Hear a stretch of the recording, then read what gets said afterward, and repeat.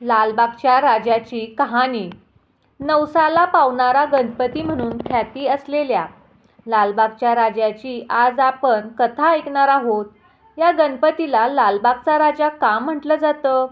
या गणपतीला केलेला पहिलाच नवस कसा पावला हे आपण ऐकणार आहोत. ही गोष्ट आहे 1932 सालची. मुंबईतील लालबाग परळ या परिसरामध्ये. त्यावेळी मुंबईला बॉम्बे या नावाने ओळखले जात असे. मुंबई शहर हे इंग्रजांच्या दृष्टीने खूप महत्त्वाचे होते. देशातील इतर सर्व भागांपेक्षा सर्वात जास्त उद्योग आणि व्यापार मुंबईतच होता. मुंबईची ही देशाची राजधानी असल्याने दिल्लीपेक्षाही वरचढ होती. महत्त्वाचे म्हणजे समुद्रकिनारा जवळ होता. त्यामुळे ब्रिटिशांना व्यापारासाठी त्याचा खूप मोठा फायदा झाला होता. ब्रिटिश काळामध्ये मुंबईच्या अनेक उद्योगधंदे उदयास आले होते. मोठमोठे कारखाने बांधले गेले. हळूहळू पूर्ण शहराचा चेहरामोहराच बदलला होता. त्यावेळेला आणखीन एक पुढे आलेले क्षेत्र म्हणजे कापड गिरण्या. लालबाग परळ या भागामध्ये खूप कापड गिरण्या बांधल्या गेल्या होत्या. त्यातून खूप जणांना रोजगार मिळाला. आता कामधंदा जवळच असल्यामुळे त्या गिरणीमध्ये काम करणारे लोक तेथे जवळपासच्या सर्व परिसरामध्ये म्हणजेच लालबाग परळ या भागात वास्तव्य करू लागले. आता जास्तीत जास्त लोक तिथे राहू लागल्यामुळे तिथे लोकांच्या वस्त्या वाढू लागल्या. मुंबईचा होणारा विकास, वाढणारी लोकसंख्या यामुळे आता जागेची कमतरता भासू लागली होती. ब्रिटिशांना तर आपला व्यापार वाढवायचाच होता.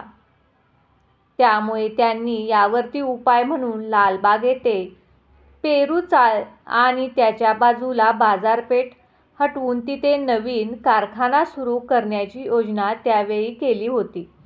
त्यामुळे तिथे बाजारपेठ असणाऱ्या कोळी बांधवांसमोर आता जागेचा प्रश्न निर्माण झाला. मासे विक्री करणे हा कोळी बांधवांचा व्यवसाय होता. त्यामुळे आपल्या पोटापाण्यावर लाथ मारली जाऊ नये म्हणून काय करावे या विचारामध्ये सर्व कोळी बांधव होते.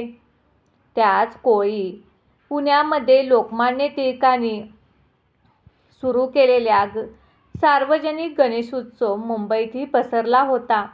लोकांच्या मनामध्ये भक्तिभाव होता. आपल्या साम्राज्याला धोका नको म्हणून ब्रिटिश लोकांनी एकत्र येण्यावरती बंदी घातली होती. आपण जर का सार्वजनिक गणेशोत्सव असेल तर त्या निमित्ताने लोक एकत्र येऊ शकणार होते. त्यामुळे मुंबईत सुद्धा अनेक सार्वजनिक उत्सव मंडळे स्थापन करण्यात आली होती. आपली बाजारपेठ वाचवावी, आपल्या व्यवसायावरती कोणत्याही प्रकारची गदा येऊ नये यासाठी लालबाग परळ येथील लोक बांधवांनी एकत्र येऊन गणपतीस साकड घातलं. त्यांनी नवस केला, बाप्पा आम्हाला आमच्या बाजारासाठी आमच्या हक्काची जागा भेटून दे. यासाठी सर्व कोळी बांधवांनी प्रयत्न करण्यास सुरुवात केली. यामध्ये त्यांना तिथे व इतर व्यापारी आणि प्रतिष्ठित लोक देखील खूप मदत केली आणि खरोखरच एका वर्षात त्यांच्या प्रयत्नांना यश आलं. त्या कोळी बांधवांना आणि इतर व्यापाऱ्यांना आपली हक्काची बाजारपेठ भेटली. त्यांनी गणपती बाप्पाला केलेला नवस पूर्ण झाला. त्यामुळे त्यांनी याच बाजारपेठेत 1934 साली एक गणेश मूर्ती आणून गणेशोत्सवाची सुरुवात केली. पहिलाच नवसाला पावलेला गणपती म्हणून हा गणपती प्रसिद्ध झाला होता. म्हणून हळूहळू त्यांनी नवसाला पावणाऱ्या गणपतीची सर्वत्र प्रसिद्धी वाढत गेली. त्यामुळे या गणपतीचे दर्शन घेण्यासाठी येणाऱ्या भक्तांची ही गर्दी दिवसेंदिवस वाढू लागली. लोक गणपतीला वेगवेगळे नवस करू लागले. या बाप्पाला केलेला नवस पूर्ण होतात हे देखील भक्तांची श्रद्धा होती. पाहता पाहता हा गणपती मुंबईच्या गणेशोत्सवातील एक प्रमुख गणपती बनला. लालबागच्या बाजारपेठेत बसणारा गणपती म्हणून गणपतीला लोक लालबागचा राजा असे म्हणू लागले. लालबागच्या लोकांच्या मनावर राज्य करणारा राजा म्हणून याला लालबागचा राजा म्हणून संबोधित केले गेले. सुरुवातीपासूनच या गणपतीची मूर्ती विविध रूपांमध्ये साकारली गेली. त्यातील काही रूपे मी तुम्हाला दाखवत आहे. लालबागचा गणपती आणि त्यांचा देखावा हे एक आकर्षक बनले होते. हळूहळू या मूर्तीची उंची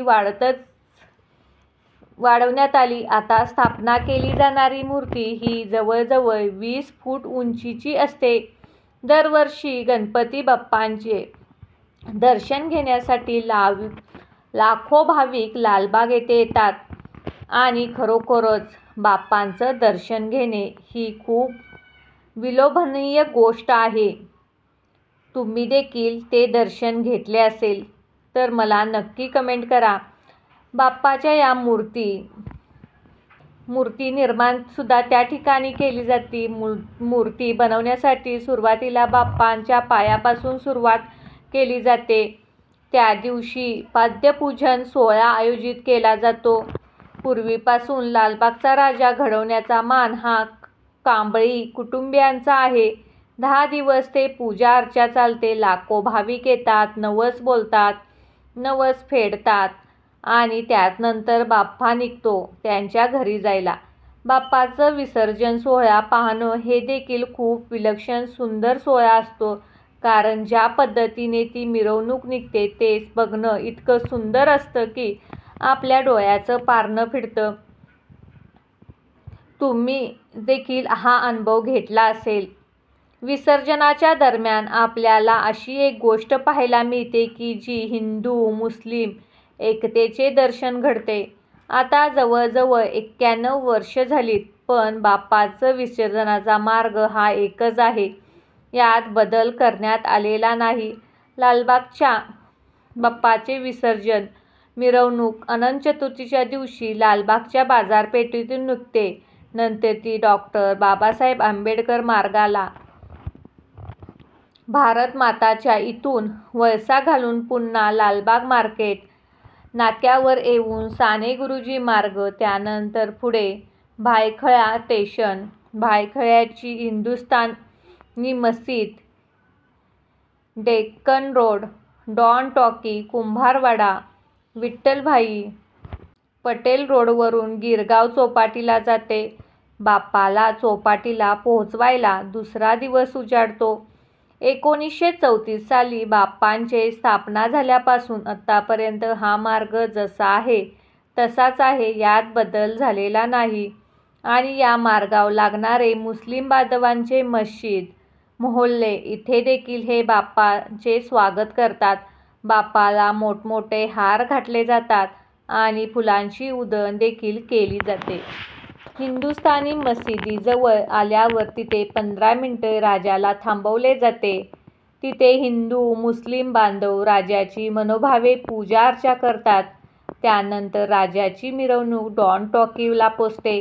तिथे पुन्हा हिंदू मुस्लिम बांधव राजाची पूजा अर्चा करतात आणि पुढच्या वर्षी लवकर या असे सांगतात. ही खूप वर्षापासून चालत आलेली परंपरा आहे.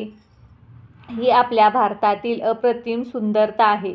गणपती बाप्पासोबत मोरया हा शब्द कोठून जुळून आला यामागील 600 वर्षे जुनी कथा आहे. महाराष्ट्रातील पुणे शहरापासून 15 किलोमीटर अंतरावर असलेल्या चिंचवड गावातील ही कथा आहे. 1375 मध्ये जन्मलेल्या मोरया गोसावी हे गणेशांचे एक परमभक्त होते. मोरया गोसावी प्रत्येक गणेश चतुर्थीला चिंचवडपासून 95 किलोमीटर अंतर असलेल्या मोरगावच्या मोरेश्वर गणपतीच्या मंदिरात दर्शनासाठी जात असेल.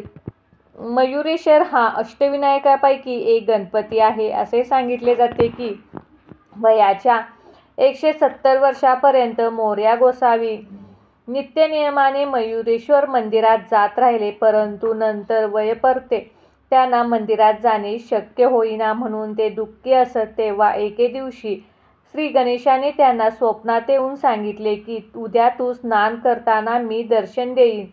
दुसऱ्या दिवशी चिंचवडच्या कुंडामध्ये मोरया गोसावी स्नानासाठी गेले.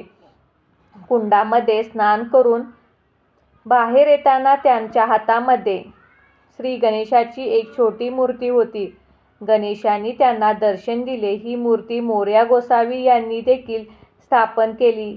हे ठिकाण मोरया गोसावी मंदिर नावाने ओळखले जाते. गणपतीसोबत इथे मोरया गोसावी यांचं नाव अशा प्रकारे जोडलं गेलं की गणपती बाप्पा म्हटल्यानंतर मोरया असं तिथले लोक बोलू लागतात. पुण्यातल्या लहानशा गावी सुरू झालेली ही पद्धत आता देशातच नाही तर जगभरातही पाळली जाते आहे.